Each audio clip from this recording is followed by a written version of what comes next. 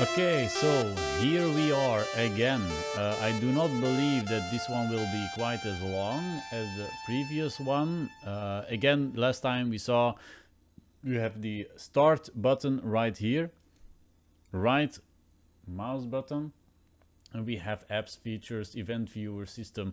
We didn't really go through these last time, but we have a vast array of certain functionalities of Windows that we get if we press right mouse button and we go into this panel. When we last time clicked apps and features, we saw that there is an amount of features that we can add or remove or uninstall based on programs that we've already installed or want to install or want to uninstall. Today we are seeing the power options, which is the next one in line, where this window will open for us and we see power and sleep settings.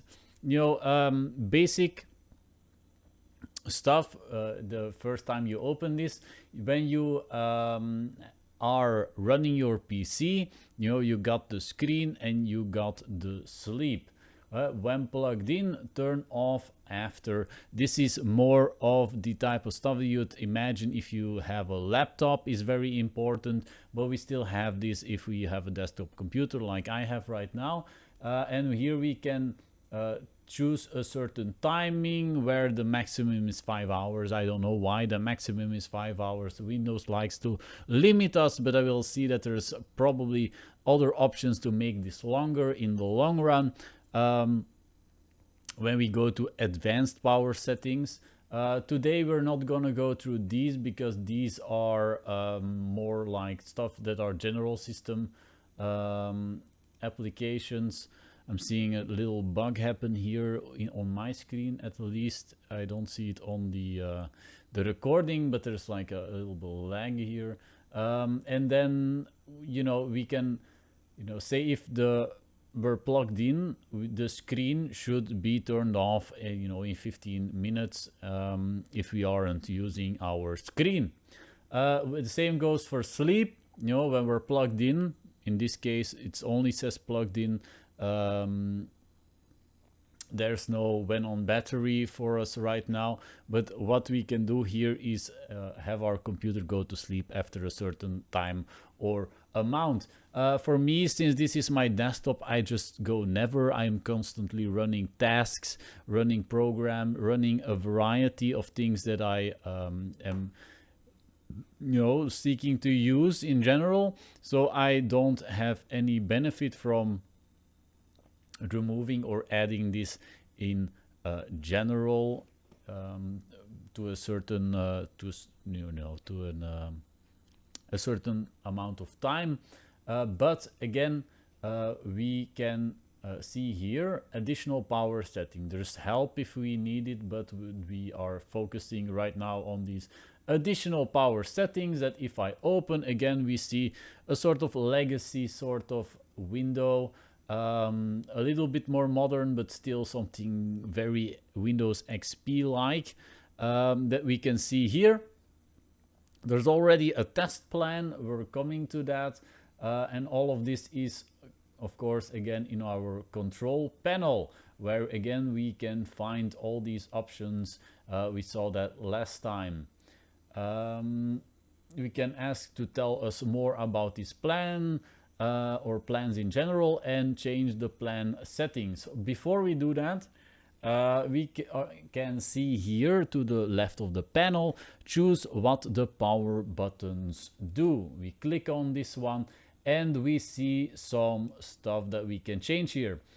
On your computer, on your desktop, you usually have some buttons that you can press, and here you can choose what they will do. I am not going to change these, but when I press the power button, I could want to shut it down, hibernate, sleep, or do nothing at all for safety measures. And there's usually another button there too, which could go for sleep, hibernate, or turn off the display. On the other hand, we have shutdown settings, which are a different kind of settings. We need to turn this on by pressing this stop link. And then we can do this. If you do not have system privileges, it might be that you are incapable of changing this.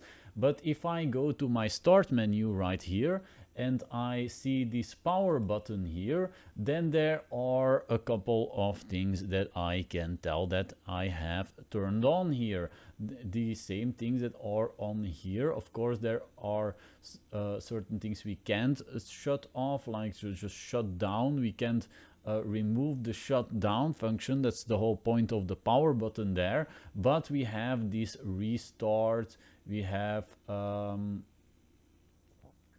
sleep, we have lock, and here we also see a menu for Hibernate. If I click Hibernate here and I turn it on and I save my changes, then what I will be able to see here is that if I press power button, I can now also turn it into or put it on a Hibernate.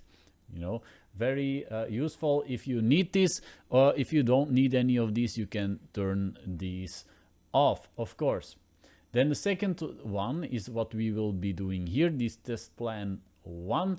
We can create a power plan. In this case, I'm going to call it my custom plan 2. I already added one. I'll have it be a balanced one, and then go to the next, choose which of these I want to add. We saw them before. These are just these here, but then for our power plan, and then we can create it, and now I have a custom power plan. For some reason, though, there is no ability to remove these, which is a little bit a strange thing. I wanted to remove this one or the test plan again so I could start from scratch, but I could not remove it.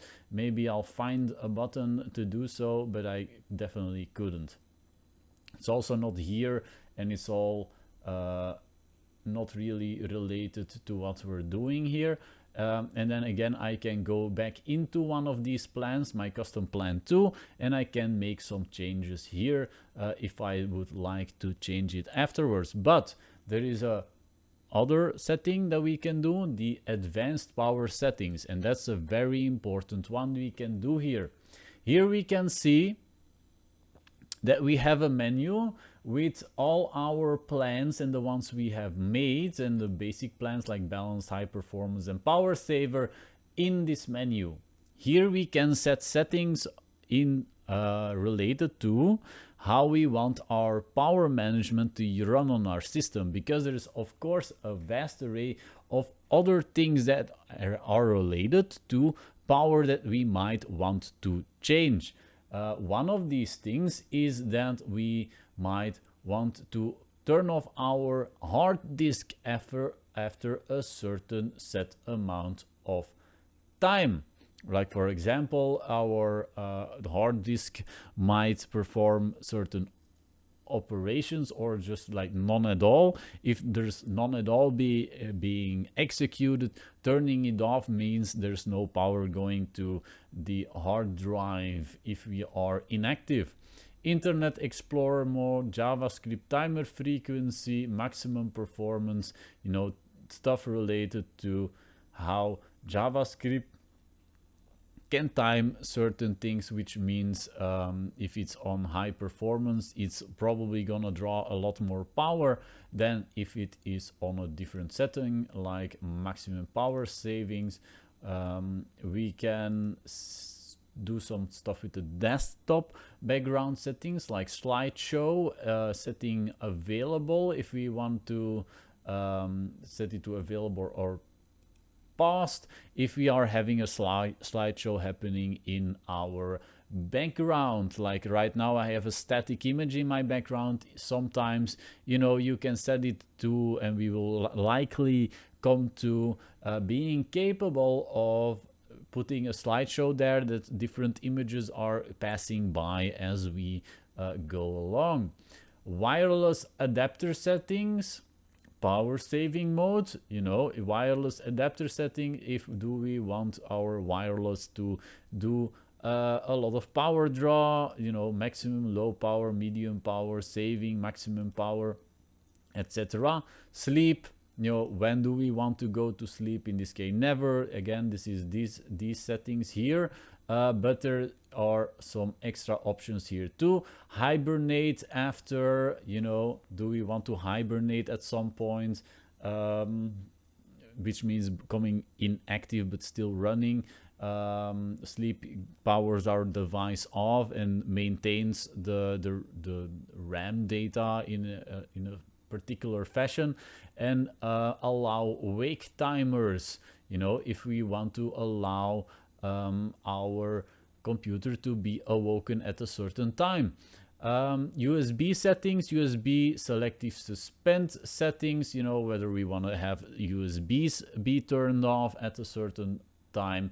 PCI Express link state, you know, when it comes to our PCI, you know, the slots of our graphics cards, what do we want to do with power settings related to that.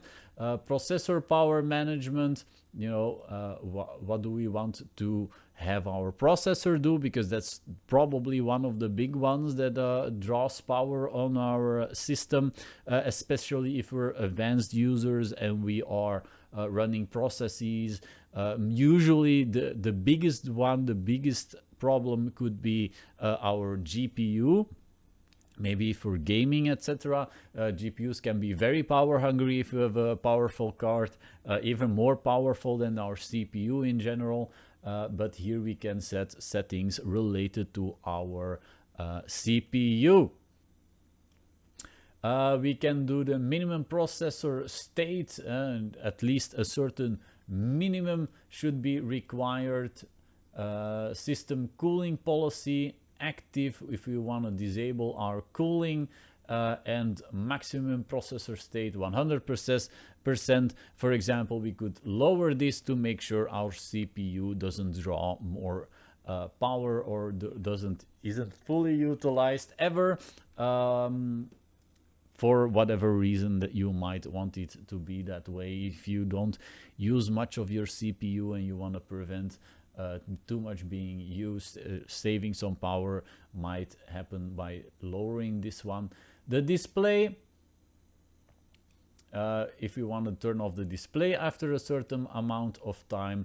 And multimedia settings, you know, when sharing media, prevent idling to sleep, you know, when we're sharing in general, and we will also come to that in a later video. You know, sharing means on our network we can add devices that will allow other computers to get certain media from that device in a particular Windows fashion. This is something you can find in Explorer if it is available. Video playback quality bias, video playback performance bias, you know, what kind of performance do you want to give to videos, because videos are very power and resource intensive, and when playing videos, optimize video quality or balanced or power saving in general. That is what this is. If you go through these power plans, you'll see that various power plans have different settings set, and you can yourself choose and decide what you want these to do for yourself. I press OK. I'm going to go cancel, and I am for myself going to keep it on high performance because I definitely need it. And then there's choose when to turn off display. That's just the same thing as we've seen before. There was something extra here. Restore default settings for this plan. Change when the computer sleeps. Again, same thing. And that's basically it when it comes to our power options, definitely for now. I hope you enjoyed watching this, or at least that this is informative for you, and that you can move on to the next one in the next video, where we will, if I look at my start menu, be seeing event viewer as the next video.